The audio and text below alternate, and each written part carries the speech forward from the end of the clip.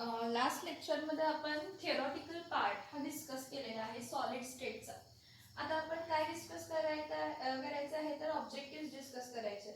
तर माझं असं म्हणणं आहे की सायमल्टेनियसली तुम्ही एक मोबाईल समोर ठेवा, म्हणजे क्वेश्चन्स जे असतील ते आणि व्हिडिओ हे दोन्ही एकत्र बघायचे. पहिला क्वेश्चन आहे मॅच द फॉलोइंग. पहिला क्वेश्चन आहे match the following. Match the following मध्ये काय दिलेलं आहे, लिस्ट ए आणि लिस्ट बी म्हणून दिलेलं आहे. तर मी ते लिस्ट ए आणि लिस्ट बी दोन्ही लिहिते. लिस्ट फर्स्ट आणि लिस्ट काय आहे सेकंड. लिस्ट फर्स्ट मध्ये काय काय आहे बघा. लिस्ट फर्स्ट मध्ये आहे पोलार मॉलिक्युलर सॉलिड्स.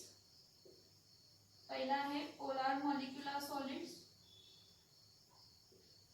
दुसरा आहे आयोनिक सॉलिड्स. दुसरा आहे आयोनिक सॉलिड्स.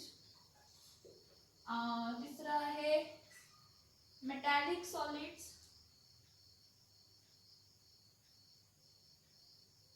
आणि चौथा आहे कोव्हॅलेंट सॉलिड्स. असं हे लिस्ट ए आहे. आणि लिस्ट बी मध्ये फोर्सेस दिलेले आहेत, म्हणजे which kind of force it must be due to. So list B मध्ये दिलं आहे positive ion in a sea of delocalized electron. A आहे माझ्या मते ए बी सी डी दिलाय. Yes A B C D दिलाय. नेक्स्ट ऑप्शन बी दिलाय covalent bonding. Option B covalent bonding दिलाय. ऑप्शन सी दिलेला आहे लंडन फोर्स. ऑप्शन सी कोणता आहे तर लंडन फोर्स आहे. ऑप्शन डी काय आहे तर dipole to dipole interaction. Dipole to dipole interaction. Next आणि ई दिलाय काय आहे तर ई मध्ये दिलाय कोलंबिक और electrostatic force of attraction. D मध्ये दिलाय कोलंबिक और इलेक्ट्रोस्टॅटिक फोर्स ऑफ अट्रॅक्शन. हा असा तुमच्या समोर एक क्वेश्चन आहे. काय हा क्वेश्चन काय म्हटलंय की लिस्ट ए आणि लिस्ट बी दिली आहे आणि ह्यामध्ये ऑप्शन्स दिलेत आणि तो ऑप्शन राईट ऑप्शन कोणता आहे तो सिलेक्ट करायचा आहे. आता राईट ऑप्शन कोणता आहे तो सिलेक्ट करण्याआधी आपण ह्याचा आन्सर काय येते ते बघूया. Polar molecular solid. Polar molecular solid मध्ये काय असतं, डायपोल टू डायपोल इंटरॅक्शन असतं. हे आपण बेसिक लेक्चर मध्ये, आता आपण रिव्हिजन लेक्चरचं बघितलं तर रिव्हिजन लेक्चर मध्येही बघितलं की पोलार मॉलिक्युलर सॉलिड्स मध्ये काय असतं तर डायपोल टू डायपोल इंटरॅक्शन असतं. आयोनिक सॉलिड्स मध्ये इलेक्ट्रोस्टॅटिक फोर्स ऑफ अट्रॅक्शन असतं. कॅटायन्स आणि एनायन्स असतात ना.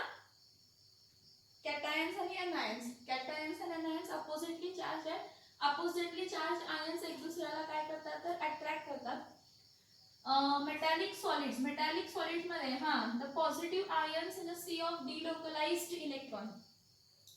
जो पॉझिटिव्ह आयन असतो तो समुद्रामध्ये असतो. कोणाच्या समुद्रामध्ये असतो, डिलोकलाइज्ड इलेक्ट्रॉन. ह्या पॉझिटिव्ह आयनच्या ऐवजी तुम्हाला समटाइम्स इथं कर्नल ही देतील.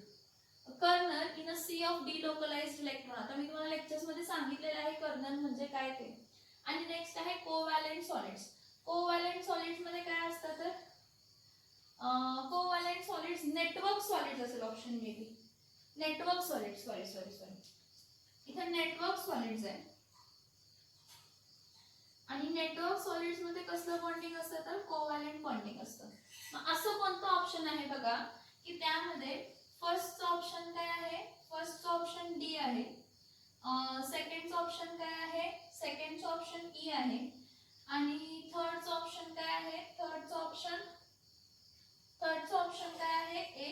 आणि फोर्थ ऑप्शन काय आहे तर फोर्थ ऑप्शन बी आहे. असा कोणता आहे बघा ए बी सी डी मध्ये असा कोणता ऑप्शन आहे बघा. First option D, second option E, third option A आणि फोर्थ ऑप्शन बी. माझ्यामध्ये ऑप्शन ए बघा. ऑप्शन ए बघा. ऑप्शन ए बघा.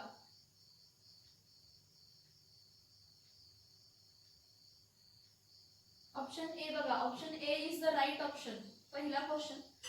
सेकंड क्वेश्चन बघा काय आहे. सेकंड क्वेश्चन रीड करते बघा. सेकंड क्वेश्चन मध्ये म्हटलंय iron has the BCC crystal structure. Iron जो आहे त्याला कसला स्ट्रक्चर आहे तर बीसीसी क्रिस्टल स्ट्रक्चर आहे. अज्युमिंग अन ॲटॉमिक रेडियस, ॲटॉमिक रेडियस आयर्नचं दिलंय. आयर्नचं ॲटॉमिक रेडियस किती दिलंय 124.7 पिकोमीटर. आयर्नचं ॲटॉमिक रेडियस किती दिलंय तर 124.7 picometre. What is the edge length. हा रिलेशन आपण मागच्याच लेक्चर मध्ये ह्याचे रिलेशन्स बघितलेले आहेत. तुमच्या लक्षात आहेत नाहीये, लक्षात करून आणा, घेऊन आणा, लक्षात आणा तुमच्या की एक आयन दिलेला आहे. आयन कसा क्रिस्टलाइज म्हणतोय, body centred cubic unit cell म्हणून तो क्रिस्टलाइज होतो. आयन कसा क्रिस्टलाइज होतो तर body centred cubic unit cell म्हणून क्रिस्टलाइज होतो. ठीक आहे. त्याची रेडियस दिले, आयनची रेडियस दिले आणि विचारले काय विचारलेलं आहे तर एज लेंथ विचारलेलं आहे. आपल्याला रिलेशन काय माहित आहे फॉर बीसीसी. फॉर बीसीसी म्हणजे body centred cubic unit cell. For BCC body centred cubic unit cell आपला रिलेशन काय आहे, R is equals to √3/4 into A. हा आपला रिलेशन आहे. R is equals to काय आहे √3/4 into काय आहे A. मग इथं मी काय लिहिते 4/√3 into R is equals to काय येणार आहे A. कोणतेही रिलेशन तुम्ही यूज केलं तर चालतंय. Radius of atom is equals to √3/4 into A किंवा 4/√3 into R is equals to काय येते तर A येते. मग मी काय पुट करते 4. √3 ची व्हॅल्यू आपल्याला पार्ट असायला पाहिजे 1.732 असते. √3 ची व्हॅल्यू किती असते 1.732 असते आणि इथं व्हॅल्यू किती आहे तर 124.7 पिकोमीटर इज इक्वल्स टू काय येणार आहे तर एज लेंथ येणार आहे. इज इक्वल्स टू काय येणार आहे तर एज लेंथ येणार आहे. आता ह्याला सॉल्व कसं करणार, तुम्ही लॉग टेबल इथे यूज करा किंवा डायरेक्ट रिलेशन्स फाइंड करा. कट होते तर कट करा, कट होते तर त्याला काय करा तर कट करा. कट करून बघणार असेल तर कट करून बघा. मी काय म्हणते 2 1 जा 2 2 जा काय आहे 4. इथं काय येणार आहे 0.1 किती 2 8 जा काय येते 16 येते. 2 6 जा काय येते 12. 2 6 जा काय येते तर 12 येते. 0.866 ही व्हॅल्यू येते. किती व्हॅल्यू येते 0.866. बघा कशी आली 0.866. 1.732 ला डिवाइड बाय 2 केलं. 2 0 जा 0 1 इथं खाली 7 आला. 2 8 जा काय आला तर 16 आला. राहिला 1 ब्रिंग डाउन 3. 2 6 जा 12 आला. परत 1 ब्रिंग डाउन 2. परत मी कट करते. परत कट करणार आहे 2 1 जा 2 0 पॉइंट. 2 किती जाणार आहे 0 पॉइंट इथं काय येणार आहे व्हॅल्यू 866 काय येणार आहे 433. काय येणार आहे 0 पॉइंट काय येणार आहे तर 433. So 124.7 divided by 0.433 is equals to 8. Is equals to काय करते 8. आता ह्यामध्ये एक लॉजिक तुम्ही यूज करणार असेल करा किंवा डायरेक्टली फाइंड करू शकता. तिथं ऑप्शन्स दिलेले आहेत ते ऑप्शन्स चेक करा. तिथं ऑप्शन्स दिलेले आहेत तिथं ऑप्शन्स काय करा चेक करा. मी काय करते इथं 1 2 4 7 आहे. एक डेसिमल शिफ्ट करते आणि इथं काय करते 4.33 इज इक्वल्स टू काय करते तर 1 करते. आता 4.33 डिवाइडेड बाय 1247 अप्रॉक्सिमेटली किती येते बघा 4.33. मी 4.33 ला कन्सिडर करताना फक्त 4 कन्सिडर करते. 4.33 ला कन्सिडर करताना फक्त 4 कन्सिडर करते आणि इथं काय घेते तर 1247 कारण हे 3 नेग्लेक्ट करू शकतो. 4 1 जा 4 2 जा 4 3 जा काय येणार आहे तर 12. ब्रिंग डाउन काय येणार आहे 4 1 जा 4 आणि त्यानंतर 4 परत काय येणार आहे 4 1 जा काय येणार आहे 4. राहिलं किती 3 इथं पॉइंट आणि इथं 0 म्हणजे 4 5 जा 20 4 6 जा 24 4 7 जा 28 म्हणजे 311.7 असा अप्रॉक्सिमेटली व्हॅल्यू येते 4 ने डिवाइड केलं. असा कोणता ऑप्शन नियर बाय आहे का बघा. असं कोणताच ऑप्शन दिसत नाहीये की 311 असं ऑप्शन दिसतच नाहीये. 1247 BCC body centred cubic unit cell. जरा एक मिनिट चेक करा ते.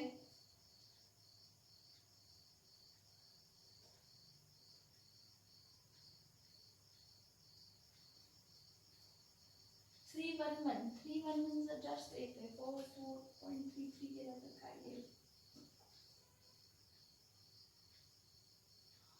433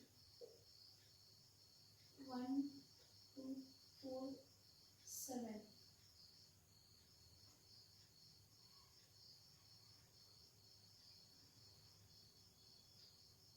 याचं एक काम करा लॉग टेबलनं काय व्हॅल्यू येते ते चेक करा आणि लॉग टेबलनंच व्हॅल्यू पुट करा कारण ह्या तर कॅल्क्युलेशन्स मध्ये थोडं प्रॉब्लेम येते एक मिनिट दुसऱ्या वेळेला करून बघते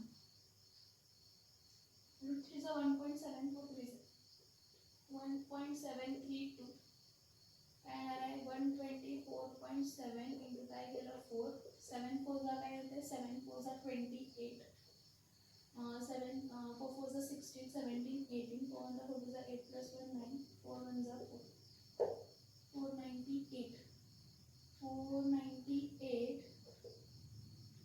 498.8 ला डिवाइड काय केलं 1.732 आता बघूया 1.732 किती येते 4988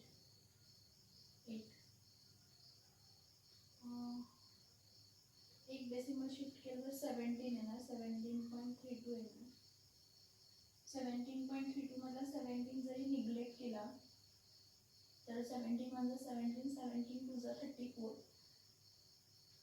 17 3 जा 51 येते ना हां 17 2 जा बघा 17 2 जा काय येते तर 34 मी जरा ही व्हॅल्यू निग्लेक्ट करते काय 34 राहिलं 9 - 4 किती राहणार आहे 9 - 4 5 4 - 3 काय येणार आहे 1 158 मग 158 17 जा 17 8 जा 8 5 जा 40 8 6 जा 48 8 7 जा 56 8 1 जा 8 9 10 11 12 13 136 म्हणजे आणि त्यापेक्षा मोठा म्हणजे 17 इंटू 9च करते 17 10 जा 17 9 जा असेल मे 17 9 जा काय येते 1 9 17 9 जा नाही ना 9 1 जा 9 2 जा 18 9 3 जा 27 9 4 जा 9 7 जा 63 9 1 जा 9 10 11 12 13 14 15 153 plus 7 160 10 160 2 9 2 9 जा काय येते 153 आणि राहतं किती तर 5 आणि राहिलं ब्रिंग डाऊन 8 5 8 3 जा 293 ही व्हॅल्यू बघा 293 ही जी व्हॅल्यू आहे ना ह्या अप्रॉक्स व्हॅल्यू मध्ये चेक करा या अप्रॉक्स व्हॅल्यू मध्ये नियर बाय तुम्हाला व्हॅल्यू मिळते 288 पिकोमीटर कोणती व्हॅल्यू मिळते 288 पिकोमीटर ह्याचा ऑप्शन मध्ये अप्रॉक्सिमेटली नियरेस्ट आपण फाइंड करू शकतो नियरेस्ट 290 मिळते ना नियरेस्ट 290 मिळते 1.732 होतं तर आपण काय कन्सिडर करू शकतो तर 288 पिकोमीटर याचं जर डायरेक्टली आन्सर तुम्हाला पाहिजे असेल तर तुम्ही लॉग टेबल यूज करायला पाहिजे पण मोस्टली आपल्याला सीईटी आणि जेईला लॉग टेबल यूज करायला देत नाही त्यामुळे आपल्याला असंच काहीतरी लॉजिक वापरायला लागतं की त्याला मल्टिप्लाय करा डिवाइड करा सिम्पलेस्ट वे आणि नेग्लेक्ट करा मग नियरेस्ट कोण येतो मग नियरेस्ट 290 आला 290 आला म्हणजे 290 च्या जवळचा कोण आहे तर 288 पिकोमीटर आहे कारण 250 पण आहे 267 पण आहे नाही पण तो 290 पॉईंट आले ना कारण 32 आपण नेग्लेक्ट केला तर 288 पिकोमीटर हा आपला आन्सर आहे चेक करा मी मला फॉर्म्युला दिलेला आहे मी तुम्हाला फॉर्म्युला दिलेला आहे तर फॉर्म्युलामध्ये तुम्ही व्हॅल्यूज पुट करून काय करा फाइंड आउट करा नेक्स्ट क्वेश्चन काय आहे बघा नेक्स्ट क्वेश्चन काय आहे the interparticle force in solid hydrogen are in the interparticle force in solid hydrogen are solid hydrogen म्हटलंय कसला हायड्रोजन म्हटलाय सॉलिड हायड्रोजन मला सांगा हायड्रोजन ही गॅस आहे सॉलिड हायड्रोजन ही काय आहे गॅस आहे H2 गॅस आहे H2 काय आहे गॅस आहे so H single bond H आणि H सिंगल बॉन्ड H हे जर सॉलिड स्टेट मध्ये असतील सॉलिड हायड्रोजन म्हणजे हायड्रोजनला कोणत्या स्टेट मध्ये कन्वर्ट केले सॉलिड स्टेट मध्ये तर ह्यामधला इंटर ॲटॉमिक फोर्स कोणता असणार आहे असं विचारलंय क्वेश्चन परत एकदा रीड करते क्वेश्चन काय म्हणतो बघा क्वेश्चन म्हणतो की the inter particle force in solid hydrogen are the interparticle force in what, the interparticle force in solid hydrogen, म्हणजे हायड्रोजन ही गॅशियस स्टेटमध्ये असते, त्याला आपण कशामध्ये कन्वर्ट करायचं, सॉलिड स्टेटमध्ये. आणि जर तुम्ही गॅसला सॉलिड स्टेटमध्ये कन्वर्ट केलाय तर या दोघांमध्ये कोणतं बॉन्डिंग असणार आहे, हे नॉन पोलार मॉलिक्युल्स आहेत. कसले मॉलिक्युल्स आहेत, नॉन पोलार मॉलिक्युल्स. आणि नॉन पोलार मॉलिक्युल्स मध्ये कोणता फोर्स असतो तर London force. Non polar molecule मध्ये कसला फोर्स असतो, लंडन फोर्स. लंडन फोर्सलाच अनेक नाव आहे डिस्पर्शन फोर्स. लंडन फोर्सलाच अनेक नाव आहे, कोणतं आहे तर डिस्पर्शन फोर्स. चेक करा ऑप्शन कोणता येते, चेक करा ऑप्शन कोणता येते, लंडन फोर्स किंवा कोणता फोर्स असतो तर डिस्पर्शन फोर्स. चेक करा ऑप्शन कोणता येते, लंडन फोर्स, डिस्पर्शन फोर्स कोणता येते बघा. Option A dipole to dipole interaction आहे, ऑप्शन बी कोवॅलेंट बॉन्ड्स आहे, ऑप्शन डी कोऑर्डिनेट बॉन्ड आहे, ऑप्शन डी लंडन फोर्स आहे. ऑप्शन डी येणार. मी तुम्हाला काय म्हटलं की हा हायड्रोजन मॉलिक्यूल नॉन पोलार आहे.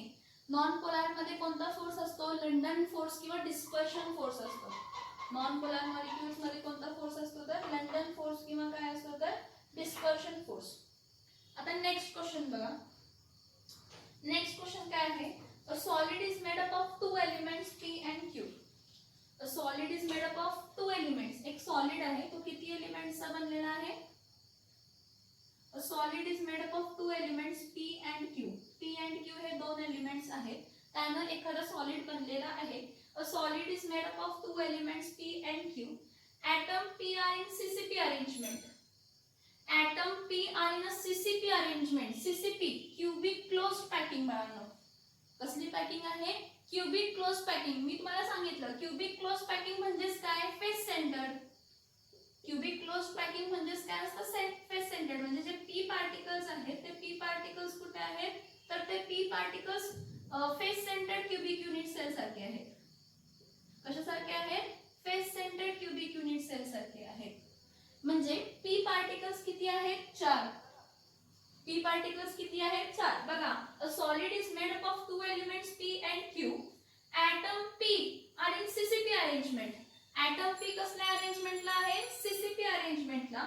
मग atom P जर CCP अरेंजमेंटला आहे तर ते कॉन्स्टिट्यूएंट पार्टिकल्स कुठे असणार आहेत तर 8 कॉर्नर्सला असणार आहेत, as well as फेस सेंटरला असणार आहे. कारण CCP म्हणजेच FCC.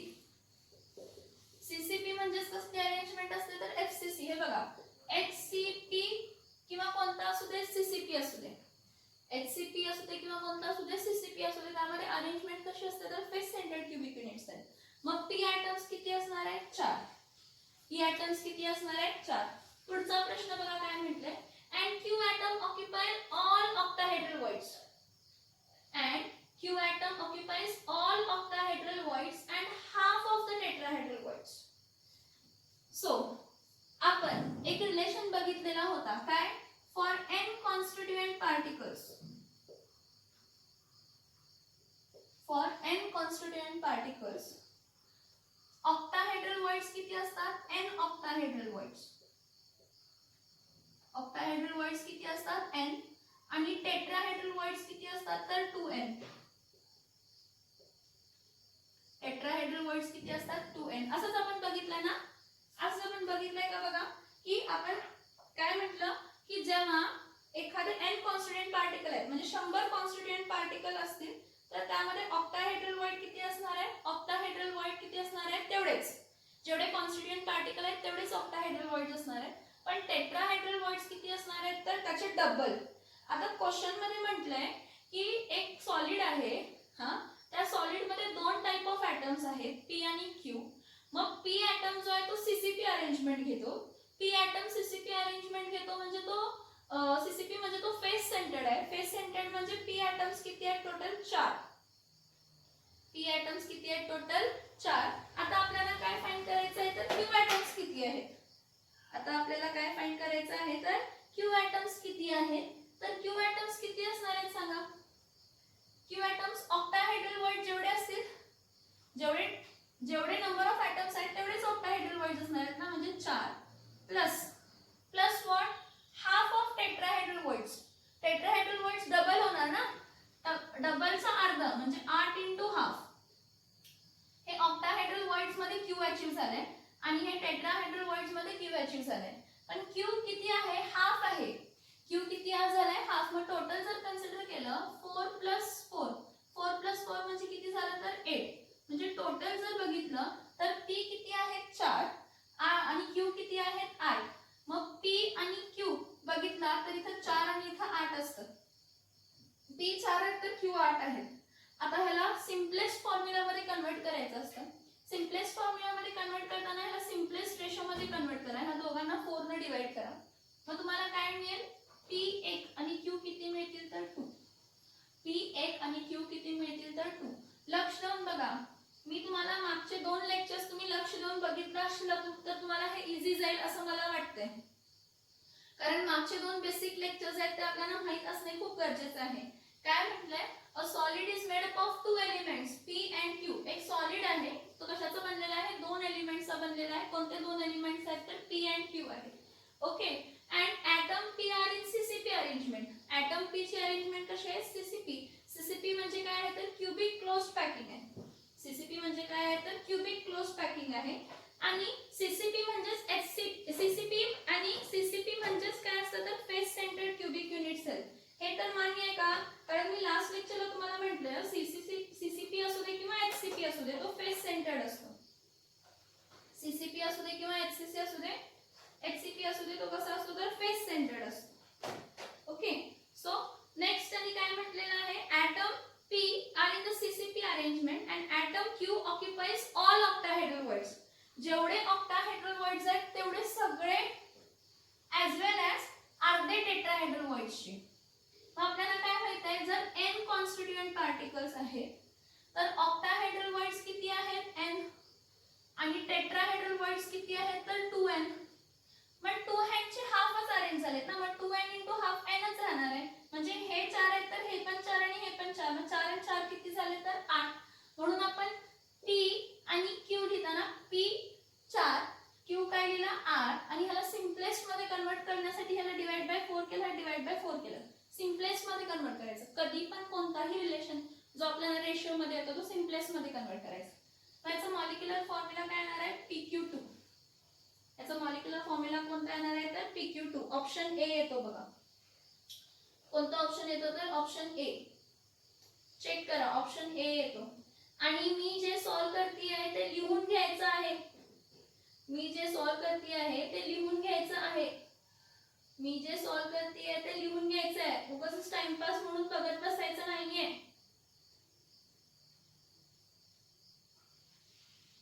How many space lattice are obtained from the different crystal system? Different crystal system पासून किती आपण काय करतो स्पेस लटाईस ऑब्टेन करतो सांगा. मागच्या लेक्चरला मी सांगितलं किती स्पेस लटाईस असतात तर 14 स्पेस लटाईस असतात. ब्रेवाइस लटाईस 14 ब्रेवाइस लटाईस म्हणतो आपण त्याला. काय म्हणतो आपण ह्याला 14 ब्रेवाइस लटाईस म्हणतो. लक्षात आहे का बघा तुमच्या, कोणता ऑप्शन येतो बघा ह्याला. मग ऑप्शन कोणता येतो तर ऑप्शन बी. फिफ्थ ला ऑप्शन कोणता येतो तर बी. फिफ्थ ला ऑप्शन कोणता येतो बी. फिफ्थ ला ऑप्शन कोणता येतो B. How many space lattice are obtainable from the different crystal system 7. किती ऑब्टेन होऊ 7 नाही 14. किती ऑब्टेन होतात तर 14. 7 हे नॉर्मल लटाईस झाले. नॉर्मल लटाईस 7 आहेत. पण ब्रेवाइस लटाईस डिफरंट क्रिस्टल सिस्टीम जर आपल्याला मेजर करायची असेल तर त्या डिफरंट क्रिस्टल सिस्टीम मध्ये किती येतात तर 14 ब्रेवाइस लटाईस सिस्टीम येतात. किती ब्रेवाइस लटाईस सिस्टीम येतात तर 14 ब्रेवाइस लटाईस सिस्टीम येतात. नेक्स्ट क्वेश्चन रीड करा. नेक्स्ट क्वेश्चन रीड करा. काय आहे बघा नेक्स्ट क्वेश्चन तुमचा. नेक्स्ट क्वेश्चन रीड करा. What is the next question. Frenkel defect can be considered as a combination of. Frenkel defect can be considered as a combination of विचारलंय.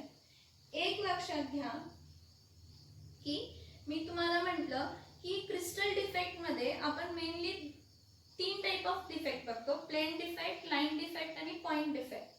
त्यामधला आपण study कोणता करणार आहे. त्यामधला आपण स्टडी पॉइंट डिफेक्ट करणार आहे.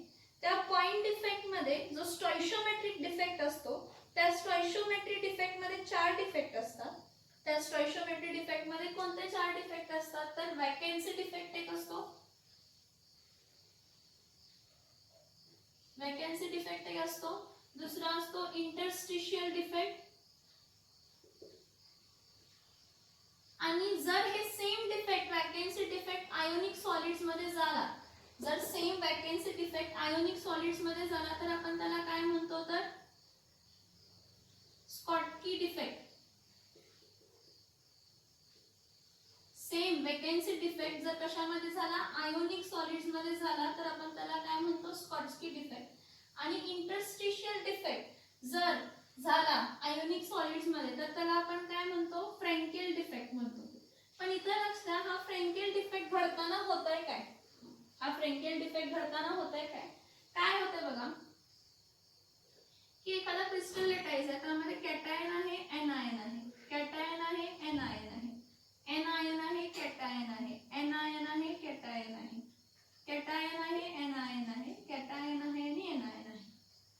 फ्रँकेल डिफेक्ट मध्ये काय होतो? एखादा कॅटायन स्वतःची जागा सोडतो, स्वतःची जागा सोडतो आणि व्हॉइड मध्ये जाऊन बसतो कोणाच्या तरी. स्वतःची जागा सोडली म्हणजे कोणता डिफेक्ट क्रिएट झाला? वॅकन्सी. आणि व्हॉइड्स मध्ये जाऊन बसला म्हणजे कोणता झाला? तर इंटरस्टिशियल. इंटरस्टिशियल डिफेक्ट्स आपण कधी म्हणतो? जेव्हा तो व्हॉइड्स मध्ये जाऊन बसतो, एम्प्टी स्पेस मध्ये जाऊन बसतो. तर स्वतःची जागा सोडणे वॅकन्सी डिफेक्ट झाला आणि व्हॉइड्स मध्ये जाऊन बसणे इंटरस्टिशियल डिफेक्ट झाला. सो फ्रँकेल डिफेक्ट जो आहे it is a combination of vacancy defect. It is a combination of vacancy defect and interstitial defect. लक्षात येते का बघा? मी काय सांगते लक्षात येते का बघा? इंटरस्टिशियल डिफेक्ट म्हणजे काय? कोणता तरी कॉन्स्टिट्यूएंट पार्टिकल कुठेतरी मध्ये जाऊन बसणं. येस. मग जेव्हा सेम हा इंटरस्टिशियल डिफेक्ट आयोनिक सॉलिड्स मध्ये होतो तो फ्रँकेल डिफेक्ट. पण इथं जरा आणि इमॅजिनेशन जरा वाढवली तर फ्रँकेल डिफेक्ट मध्ये काय होतो की कॅटायन, एनायन कधीही जागा सोडायचा प्रश्न येत नाही, कारण एनायनची साईज मोठी असते. एनायनची साईज काय असते? एनायनची साईज मोठी असते आणि एनायनची साईज मोठी असल्यामुळे काय होतं तर तो व्हॉइड्स मध्ये जाऊन बसू शकत नाही. So what happen? स्वतःची जागा सोडतो आणि एम्प्टी स्पेस मध्ये जाऊन बसतो, म्हणून तो डिफेक्ट कोणता असतो? Frenkel defect. And Frenkel defect is a combination of vacancy defect and interstitial defect. Frenkel defect is a combination of vacancy defect and interstitial defect. Option A कोणता येतो? तर ऑप्शन कोणता येतो? A. Next, which of the following is incorrect? Next, which of the following is incorrect? A BCC unit cell has a 8 corner particles and an additional particle at the center of the cube. Is it true? Yes. त्याने काय म्हटलंय? Option A काय म्हटलंय की एक BCC unit sale जो असतो, एक बीसीसी युनिट सेल जो असतो त्या बीसीसी युनिट सेल मध्ये 8 कॉन्स्टिट्यूएंट पार्टिकल्स हे कुठे असतात? तर 8 कॉर्नर्सला असतात आणि एक कॉन्स्टिट्यूएंट पार्टिकल बॉडीच्या सेंटरला असतो. True or false? ट्रू. काय म्हटलं बघा? A BCC unit cell has a 8 corner particles. Yes, it is having 8 corner particles and an additional particle at the center of the cube. ह्यामध्ये ऑप्शन, ह्यामध्ये question काय आहे बघा? which of the following is incorrect म्हणून विचारलंय. ह्यातला incorrect कोणता आहे असं विचारलेलं आहे.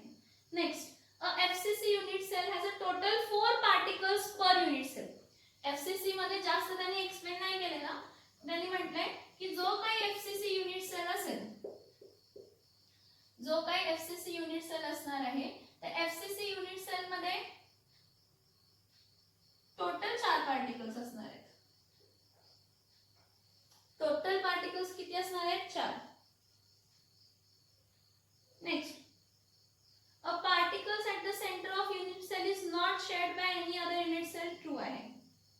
A FCC unit cell has a particles at 8 corners plus particle at the center of any 2 faces. This is wrong. Option C मध्ये म्हणतात की ते ऑप्शन सी करेक्ट आहे. ऑप्शन सी काय म्हटलं? the particles of the center of unit cell is not shared by any other unit cell. Yes. जो काही constituent particle सेंटरला असणार आहे, जो काही कॉन्स्टिट्यूएंट पार्टिकल सेंटरला असणार आहे तो कोणताही दुसऱ्या युनिट सेल सेंटर बरोबर शेअर होत नाही. Yes it is true. That's why we say की बॉडी सेंटर्ड मध्ये किती टोटल कॉन्स्टिट्यूएंट पार्टिकल आहेत 2. आता ऑप्शन डी जो त्यांनी म्हटलंय, ऑप्शन डी मध्ये त्यांनी म्हटलंय की फेस सेंटर्ड म्हणजे काय, तर फेस सेंटर्ड म्हणजे 8 कॉन्स्टिट्यूएंट पार्टिकल्स 8 कॉर्नरला असणार आहेत. काय 8 कॉन्स्टिट्यूएंट पार्टिकल 8 कॉर्नरला असणार आहे, ॲज वेल ॲज ह्यांच्या डायगोनली अपोजिट असे 2 कॉन्स्टिट्यूएंट पार्टिकल फेस सेंटर म्हणजे 2 अपोजिट. हे ट्रू आहे का? हे कोणतं आहे? ह्याला आपण एंड सेंटर्ड युनिट सेल म्हणतो किंवा आपण ह्याला बेस सेंटर्ड म्हणतो. एंड सेंटर्ड किंवा आपण ह्याला काय म्हणतो तर base centred. So option D is wrong. Which of the following is incorrect? Option D is incorrect. काय a FCC unit cell has a particles at the 8 corners plus particle at the center of any 2 faces. See, FCC ला मान्य आहे की 8 कॉर्नरला 8 constituent particle असणार आहेत, मान्य आहे. पण 6 फेसेस आहेत, तर 6 फेसच्या सेंटरला युनिट कॉन्स्टिट्यूएंट पार्टिकल यायला पाहिजे. 6 फेसेसच्या सेंटरला काय यायला पाहिजे तर कॉन्स्टिट्यूएंट पार्टिकल यायला पाहिजे. पण त्यांनी म्हटलं कुठे येतो? The particles at the center of unit cell FCC unit cell has the particle at 8 corners. 8 कॉर्नरला आहे आणि कोणत्याही 2 फेसेसला आहे. कोणत्याही 2 फेसेसला असेल तर हा फेस सेंटर्ड नाही आहे, हा एंड सेंटर्ड असतो किंवा आपण त्याला बेस सेंटर्ड म्हणतो. हा एंड सेंटर्ड असतो किंवा आपण त्याला काय म्हणतो तर बेस सेंटर्ड म्हणतो. सो ऑप्शन डी इनकरेक्ट कोणता आहे? Option D. इनकरेक्ट कोणता आहे? Option D. Next, which among the following solid is a non-polar solid? Which of the following solid is a non-polar solid? Options बघा. Options कोणता आहे? एक आहे HCl आहे. ऑप्शन ए HCl आहे, हायड्रोजन क्लोराइड आहे. ऑप्शन बी सल्फर डायऑक्साइड आहे, SO2 आहे. ऑप्शन सी कोणता आहे? वॉटर आहे. ऑप्शन सी वॉटर आहे, H2O. आणि ऑप्शन डी कोण आहे तर कार्बन डायऑक्साइड. एक तर सांगते नॉन पोलार विचारलंय, त्यामध्ये 2 मी काढून टाकते. काय नॉन, हा HCl जो असतो H partial plus Cl partial minus हा पोलार आहे. H partial plus Cl minus partial polar आहे. आणि HOH हा पण पोलार आहे. H partial plus O partial minus, H partial plus O partial minus, H partial plus O partial minus हा पण polar आहे. हा पण काय आहे? पोलार आहे. राहिला SO2 आणि CO2 मध्ये. राहिलं कशामध्ये तर SO2 आणि CO2 मध्ये. ह्यामधलं कोणतरी नॉन पोलर सॉलिड असणार आहे. ह्यामधलं कोणतरी काय असणार आहे तर नॉन पोलर सॉलिड असणार आहे. जर तुम्ही सल्फर डायऑक्साइड घेतला, कोण घेतला? Sulphur dioxide. तर सल्फर डायऑक्साइड बेंड ट्यूब असते. सल्फर डायऑक्साइड कोणतं असते तर बेंड ट्यूब असते. बेंड ट्यूब, बेंड म्हणजे बेंड झालेली असते सल्फर डायऑक्साइडला. सल्फरचं ऑक्सिडेशन स्टेट त्यामध्ये किती असतं? सल्फरचं ऑक्सिडेशन स्टेट त्या केसमध्ये +4 असतं. किती असतं तर +4 असतं. काय म्हणते बघा मी, सल्फर डायऑक्साइड बेंड ट्यूब असतं. सल्फर आणि ऑक्सिजन जर कन्सिडर केलं तर SO2 S double bond O इथं S डबल बॉन्ड असतो. हे डबल बॉन्ड आहे पण S पार्शियल प्लस आणि O पार्शियल काय असतं? मायनस असतं. कार्बन जो असतो ना हा C डबल बॉन्ड O आणि हा C डबल बॉन्ड O आणि हा न्यूट्रल असतो. कार्बन डायऑक्साइड हा न्यूट्रल असतो. सल्फर जरी आपण structure S double bond O आणि S डबल बॉन्ड O लिहित असेल तरी सल्फर आणि ऑक्सिजन मध्ये पोलॅरिटी क्रिएट होते कारण ऑक्सिजन इलेक्ट्रोनेगेटिव्ह. पण कार्बन डायऑक्साइड मध्ये तसं होत नाही. कार्बन डायऑक्साइड मध्ये ही जी डायपोल मुवमेंट असते ही डायपोल मुवमेंट 0 होते. ह्या केस मध्ये डायपोल मुवमेंट 0 नसते.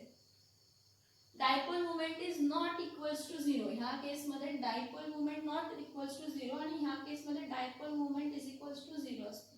So carbon dioxide non polar आहे. मी स्ट्रक्चर्स बोर्ड वरती काढलेले आहेत. मी तुम्हाला 10 वेळा सांगते की मी जे सांगते ते लिहून घ्यायचं आहे तुम्ही बुक मध्ये.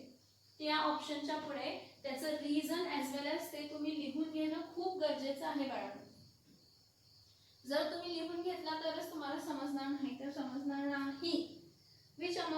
observing solid is non-polar solid. Hydrogen chloride, sulphur dioxide, water, carbon dioxide.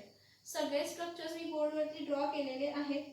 सगळे स्ट्रक्चर्स बोर्डवरती मी ड्रॉ केलेले आहेत. आणि मी काय म्हटलं, सल्फर डायऑक्साईड आणि कार्बन डायऑक्साईड जरी दोघं सेम दिसत असतील तर सल्फर डायऑक्साईडचं टोटल डायपोल मुवमेंट 0 येत नाही. टोटल डायपोल मुवमेंट किती येत नाही? 0 येत नाही. पण कार्बन डायऑक्साईडचं डायपोल मुवमेंट किती येते? तर 0. कार्बन डायऑक्साईडचं डायपोल मुवमेंट किती येते? तर 0 येते.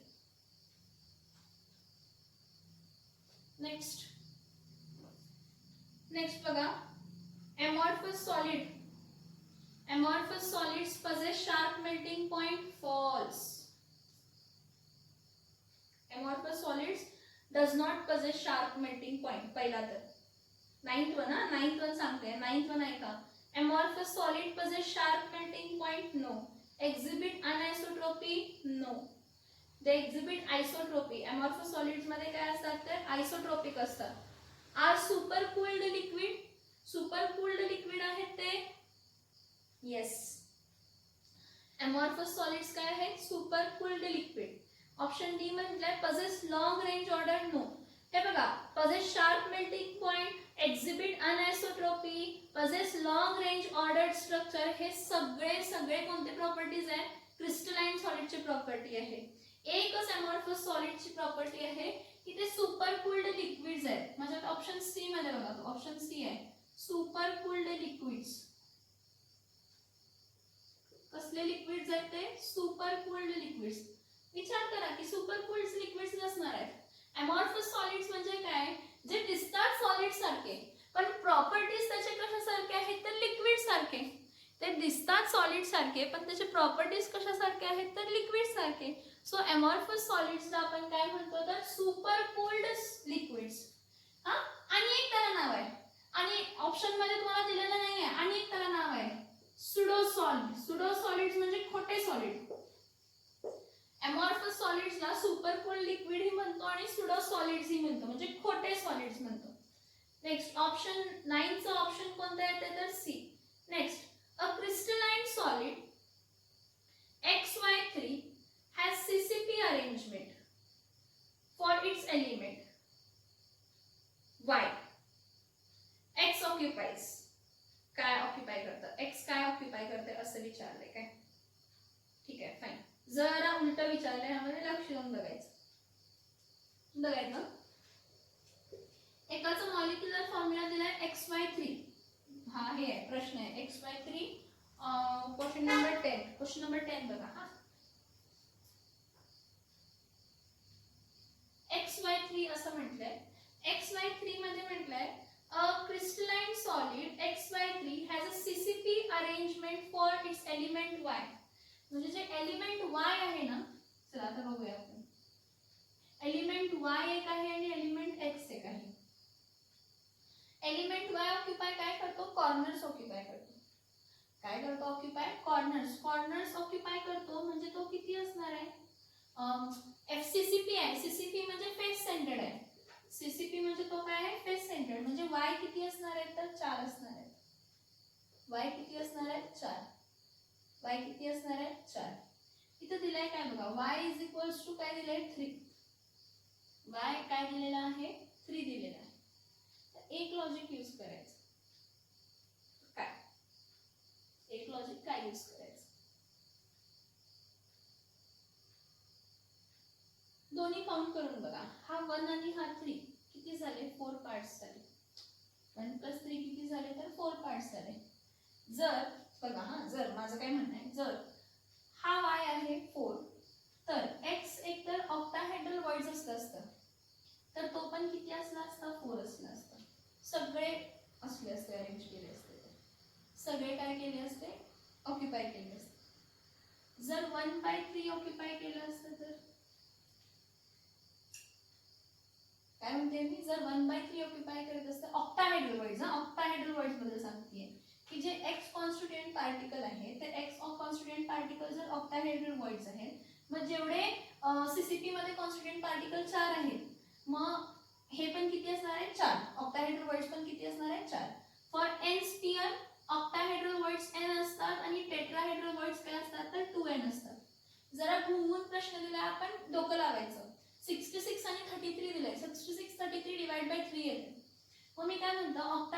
वॉइड्स जर 4 असतील आणि ते 1/3 अरेंज केले असते तर मी हा फॉर्म्युला लिहिला असता x 4/3. x काय लिहिला असता 4/3 आणि y काय लिहिला असता तर 4 लिहिला असतं. y काय लिहिलं असतं 4 लिहिलं असतं. यापुढे काय केलं असतं मला हा 3 घालवायचा आहे. मला हा 3 घालवायचा आहे. लॉजिक बघा इथं लॉजिक खूप इम्पॉर्टंट आहे.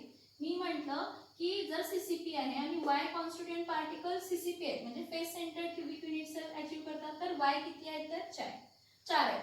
y 4 असतील तर ऑक्टाहेड्रल वॉइड्स पण किती असणार आहेत 4. For n sphere octahedral voids are n, tetrahedral voids are 2n. Okay so मी काय म्हणते हे 4 आहेत ना ऑक्टाहेड्रल वॉइड्स पण 4 असायला पाहिजे पण पर्सेंटेज दिले ना इथं 3 आले ना म्हणून मी डोकं चालवतेय. म्हणून मी काय केलं हे 1/3 ऑक्युपाय झाले असतील म्हणजे ऑक्टाहेड्रल वॉइड्स किती फिल झाले असतील. तो जो काही ऑक्टाहेड्रल वॉइड आहे असा हा जो काही ऑक्टाहेड्रल वॉइड आहे ना हा ऑक्टाहेड्रल वॉइड किती भरला असेल 1/3 भरलाय. मग त्याप्रमाणे इथं काय आलं असतं x 4/3 आणि y 4 आलं असतं. मला हे घालवायचंय काय घालवायचंय 3 घालवायचंय तर मी काय करणार आहे x 4/3 into 3 करणार आणि y 4/3 y 4 into काय करणार आहे 3 करणार आहे. x काय आहे 4 आहे x 4 बाय काय आहे 3 आहे आणि y किती आहे तर y 4 आहे. y किती आहे 4. मग मी काय केलं मला 3 घालवायचं म्हणून 4/3 into 3 केलं आणि y काय केलं तर 4 into काय केलं 3. मग हा 3 कॅन्सल झाला तर x 4 आला आणि y किती आला 4/3. 4 3 चा काय येणार आहे 12. परत ह्याला सिम्प्लिफाय केलं. सिम्प्लिफाय करताना ह्याला डिवाइड बाय 4 केलं ह्याला पण डिवाइड बाय 4 केलं. आन्सर किती आला x/3 आला का आन्सर x/3 चा ऑप्शन आला x/3 आपला. म्हणजे ऑक्टाहेड्रल वॉइड्स किती भरतात थर्ड पार्ट 1/3 भरतात. तर 1/3 म्हणजे किती टक्के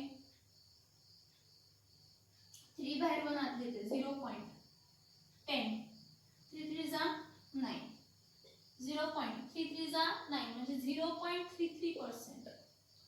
0.33%. थोडंसं रिव्हर्स गिअर टाकायला लागते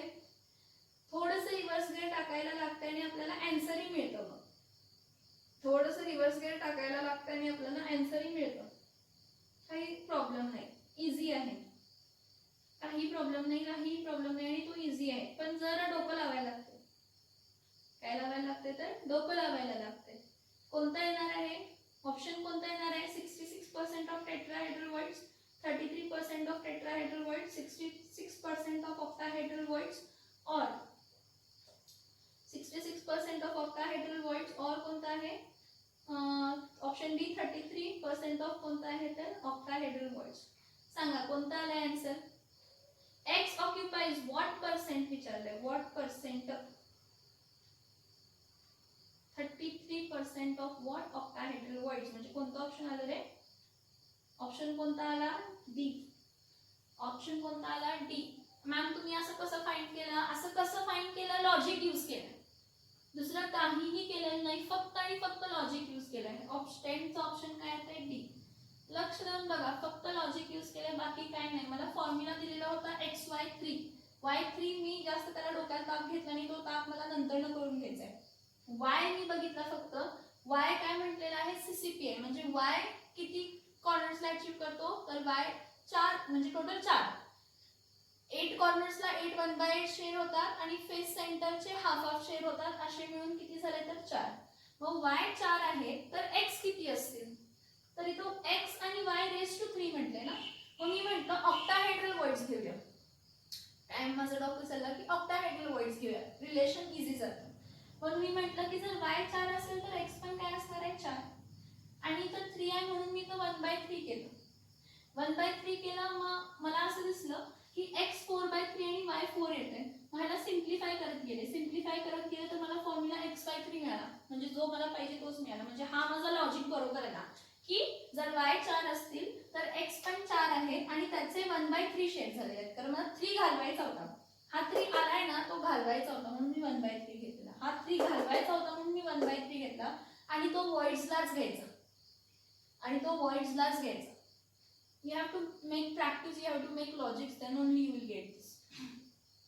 So मी हा लॉजिक यूज केला आणि हा मला एक आन्सर मिळाला xy3. त्यावरून असं समजलं की जे ऑक्टाहेड्रल वॉइड्स आहेत ते किती फिल होतात 1/3. 1/3 म्हणजे किती टक्के, तर 3 डिवायडेड बाय 1 केलं, मग 1 म्हणजे 10, 0 पॉईंट डेसिमल घेतलं म्हणजे 0.33. 0.33 म्हणजे 33%. 0.33 म्हणजे 33% म्हणजे ऑप्शन डी आलं, option D. Next, when suitable impurity is added to pure intrinsic semiconductor, when a suitable impurity is added to pure intrinsic semiconductor, the electrical conductivity increases, enhanced, is enhanced. आता हा point P type आणि N type सेमीकंडक्टर्सचा आहे. हा point syllabus मध्ये आहे पण म्हणू शकतो की नाही आहे पण असं म्हणू शकतो. आहे पण आणि नाही आहे पण, कारण परफेक्टली त्यांनी सांगितलेलं नाही की पी टाइप आणि एन टाइप सेमीकंडक्टर किंवा सेमीकंडक्टर पार्ट इलेक्ट्रिकल प्रॉपर्टीज मधला सेमीकंडक्टर पार्ट हा आहे की नाही आहे, परफेक्टली त्यांनी सांगितलेलं नाही. त्यामुळे मी तुम्हाला सांगते की जेव्हा इंट्रिन्सिक सेमीकंडक्टर आहे, इंट्रिन्सिक म्हणजे प्युअर सेमीकंडक्टर आहे, मग इंट्रिन्सिक प्युअर सेमीकंडक्टर कोण आहे कन्सिडर करा, सिलिकॉन एक तर असतं किंवा जर्मेनियम आहे. इंट्रिन्सिक सेमीकंडक्टर्स कोण असतात तर सिलिकॉन किंवा जर्मेनियम. आणि या सिलिकॉनची व्हॅलेन्सी किती असते तर 4 असते बाळांनो. या सिलिकॉनची व्हॅलेन्सी किती असते 4. प्युअर सेमीकंडक्टर्स आहेत हे, म्हणजे हे नॉर्मल टेम्परेचरला नॉन कंडक्टिंग आहेत, ह्यामध्ये इलेक्ट्रिसिटी जनरेट होऊ शकत नाही. काय जनरेट होऊ शकत नाही, इलेक्ट्रिसिटी ह्यामध्ये काय होऊ शकत नाही तर जनरेट होऊ शकत नाही. सिलिकॉनची व्हॅलेन्सी 4, 1 2 3 4. ह्या सिलिकॉनची व्हॅलेन्सी 4, ह्या सिलिकॉनची व्हॅलेन्सी 4, ह्या सिलिकॉनची व्हॅलेन्सी 4, ह्या सिलिकॉनची व्हॅलेन्सी 4. ह्या सिलिकॉनची व्हॅलेन्सी किती असणार आहे तर 4. ह्या सिलिकॉनची व्हॅलेन्सी किती असणार आहे 4. ह्या सिलिकॉनची व्हॅलेन्सी किती असणार आहे 4. ह्या सिलिकॉनची व्हॅलेन्सी किती असणार आहे 4. इंट्रिन्सिक का म्हणतो, कारण ह्यामध्ये एकही फ्री इलेक्ट्रॉन नाहीये. ह्यामध्ये सगळे पेअर्ड आहेत, काय सगळे इलेक्ट्रॉन्स पेअर्ड आहेत. जर तुम्ही इम्प्युरिटी ऍड केला म्हणजे ग्रुप 15 ची इम्प्युरिटी ऍड केला, म्हणजे मी आर्सेनिक ऍड केलं तर आर्सेनिकची व्हॅलेन्सी 5 असते, त्यामुळे 1 2 3 4 आणि 1 इलेक्ट्रॉन फ्री राहतो, फ्री इलेक्ट्रॉन राहतो. किंवा जर मी इंडियम वापरला तर काय होतं तर एक व्हॅलेन्सी राहत नाही, म्हणजे होल क्रिएट होतो आणि हा होल फिरत राहतो. म्हणजे जेव्हा तुम्ही इम्प्युरिटी ऍड करता, adding impurity in a conductors semiconductors, adding impurity in सेमीकंडक्टरला डोपिंग म्हणतो. मग जेव्हा कधी तुम्ही इम्प्युरिटी ऍड करताय त्यावेळी इलेक्ट्रिकल कंडक्टिव्हिटी एनहान्स होते, इन्क्रीज होते. इलेक्ट्रिकल कंडक्टिव्हिटी काय होते एनहान्स होते किंवा इन्क्रीज होते. बघा काय म्हटले, when suitable impurity is added to pure intrinsic semiconductor, the electrical conductivity काय होतं, electrical conductivity, electrical conductivity is enhanced. Electrical conductivity काय होते वाढते, लक्षात घ्या, इलेक्ट्रिकल कंडक्टिव्हिटी काय होते वाढते. Next, 14 Bravais lattices are divided into dash crystal system. Crystal system 7 आहेत. 14 Bravais lattices जे आहेत ते किती टाइप मध्ये क्लासिफाय केले तर 7 crystal system. 7 crystal set system कोणते कोणते आहेत, ऑप्शन बी आन्सर येतो. पहिल्या 11वाचा ऑप्शन ए येतो आणि 12वाचा ऑप्शन काय येतो बी. 14 Bravais lattices are divided into dash crystal system, 7 crystal system. 7 crystal system कोणते आहेत तर cubic, tetragonal, rhombohedral, monoclinic, triclinic, hexagonal आणि ऑर्थोरोम्बिक. येस 7 आहेत. In which of the following the spheres of upper layers are exactly above the spheres of lower layer? Options दिले, त्यांनी काय म्हटलं, एक लेयर आहे हॉरिझॉन्टली आणि व्हर्टिकली ते लेयर्स अलाइन्ड आहेत. हॉरिझॉन्टली आणि व्हर्टिकली ती लेयर काय अलाइन्ड आहे. ही एक अशी लेयर आहे, ठीक आहे. या लेयर वरतीच आणि एक लेयर आहे आणि सेम अशी लेयर आहे. या लेयर वरतीच आणि एक लेयर आहे आणि ती अशीच लेयर आहे. तर ह्याचा ऑप्शन आहे 3 dimensional A type of layer, option C. Option C 3 dimensional A type of arrangement, option C. In question number 13 बघा, in which of the following spheres of upper layers are exactly about the spheres of lower layer. म्हणजे ही जर lower layer असेल तर या lower लेयरच्या बरोबर above upper layer आहे. तर ही कसली टाइप आहे तर ए टाईप अरेंजमेंट. जी ए लेअर आहे तीच ए लेअर काय होत गेली तर रिपीट होत गेली. जी ए लेअर आहे तीच ए लेअर काय होत गेली तर रिपीट होत गेली. इथपर्यंत समजतंय का बघा.